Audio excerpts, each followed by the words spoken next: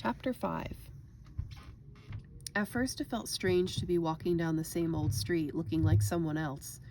Ellen was sure people were watching her and wondering why she was dressed as a boy.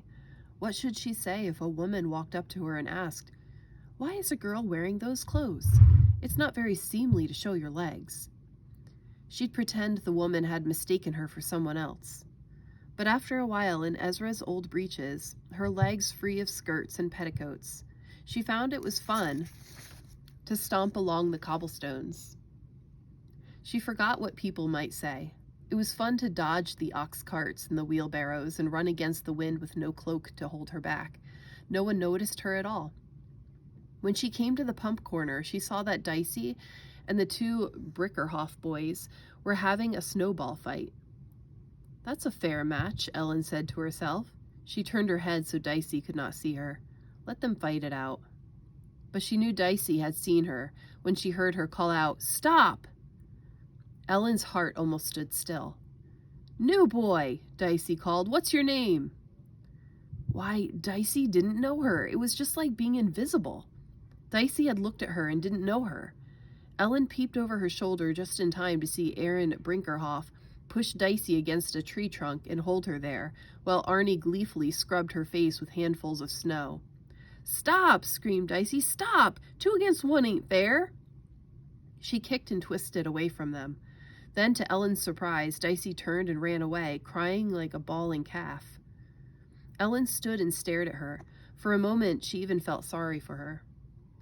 "Well, at least she didn't know me," Ellen said to herself. "I feel invisible." "I'm invisible. I'm invisible," she kept saying as she ran happily down the street. Already she felt better about making the trip. And then she felt a whack on her back that sent her spinning across the slippery cobblestones. The blue kerchief with her grandfather's loaf of bread flew from her hands. Swift as hawks after a field mouse, the two Brinkerhoff boys swooped down and snatched up her blue bundle. "Try and get it! Try and get it!" Aaron called out. He held it out to her with an impudent grin on his face. When his brother Arnie grabbed for the bundle, Aaron snatched it away and ran. They played with it as if it were a ball, tossing it back and forth and daring her to chase them. Ellen stood frozen with fear. What if the bread was torn apart and the snuff box fell out? And the British officers learned that grandfather was a spy. It was too horrible to think of. Grandfather hanging on a gallows tree. Her hands became fists as she thought how 2 laughing boys could put them all in such danger. "Thieves!" she could hear herself shouting. "Stop those thieves!" She surprised herself by shouting those words in a loud, strong voice. She surprised herself, too, by racing after the boys, dodging in and out of the crowds, tripping over children and ducking under the noses of dray horses. "Stop those thieves!" she screamed. "They stole my bread!" She ran up to 2 redcoats who stood on the steps of a bake shop, eating hot little pies while they flirted with a group of kitchen maids. "Please, sirs," she gasped, "those thieves have stolen my bread." The soldiers shrugged and laughed. "Plenty of bread inside. The baker has just opened his ovens." Now the boys were playing a game in front of a tailor shop. They were tossing the blue bundle across his sign and hurling it between the wooden blades of a giant pair of scissors. Around them, a crowd formed a circle to watch the fun. "Give me my bread!" Ellen shouted as she leaped from one side to the other. She felt as nimble as a lamb without her long skirts and petticoats, but she never was quick enough to catch the bread. Aaron mocked her. "Give the poor child his bread. He's starving." "Starving, starving," shrieked little Arnie. He held the bread out to her and then snatched it away when she jumped for it. 2 beggars watched with hungry eyes. Their bony fingers reached out to grab the bread. Even the public pig who ate scraps of garbage in the streets raced around them with greedy, alert little eyes. The crowd laughed, but no one helped.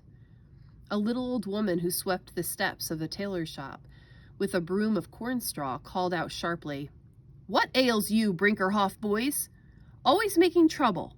Give the boy his loaf of bread." She stepped down into the street and shook her broom at them. "Can't you see he's thin and hungry?" Angrily, she pushed her way through the crowd. Her back was so bent she was hardly as tall as Ellen, but she seemed to know what to do. "Here," she said as she thrust her broom handle into Ellen's hands. "Here, trip them up. Bread is precious these days." Ellen snatched the broomstick from the old woman. Without a moment's hesitation, she raised it up and brought it down with a whack across Aaron's legs. Her eyes were blazing as she watched him duck out of her way. It made her feel good to hear him yell. Stop, and see him dance away from her. Arnie snatched the bundle from his brother's hands, and whirling it about his head, he grinned at her. "Try and get it," he shrieked as he turned to push his way through the circle of people. Ellen rushed after Arnie and whacked his legs, too. Her anger was so great she whacked at his legs until he fell sprawling on the ground. Quick as a flash, she scooped up the bundle, dropped her broom, and looked for a way out of the circle. "This way," cried the little old woman gleefully. She held out her arms and made an opening for Ellen to get through. "Run like the wind, boy," she cried. "They'll be after you." Ellen raced down the street. Her feet seemed to have wings. Where to go? Where to hide? She thought desperately. As she looked over her shoulder and saw that the boys and the hungry beggars and even that awful public pig were after her. 2 boys might catch a girl who never had run on cobblestones before, but no one could catch a girl who held her grandfather's secret snuff box in her arms. "Stop him!" She could hear Arnie Brinkerhoff shout. "Stop the thief!" The thief? Why, it was her loaf of bread, and why would they want it? It was just a game to them. No more important than a snowball. She jumped over the low stone wall of a churchyard and raced across the flat gravestones.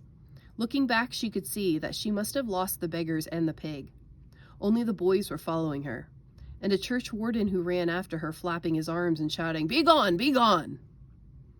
Over the wall she scrambled and into a street filled with hay carts going to the officers' stables. Under one cart and around another she darted. Farmers shook their pitchforks at her as she whirled past. "Don't alarm the horses," they cried, but Ellen didn't hear them. She had no idea where she was now as she raced around corners and down streets filled with rubble. Everywhere there were black walls of houses with roofs that had fallen in. Gasping for breath, she darted through a doorway of a broken-down house and crept into an old fireplace to hide. She was sure she had outrun the boys, but she couldn't stop the shaking of her knees. They jerked up and down like puppets on strings. She sat down in the old ashes of the fireplace, tucked her arms around her knees, and put her head on her arms. Her breath came in great sobs and blew the ashes up around her, covering her breeches with a fine dust. This must be the way rabbits feel when the hounds chase them.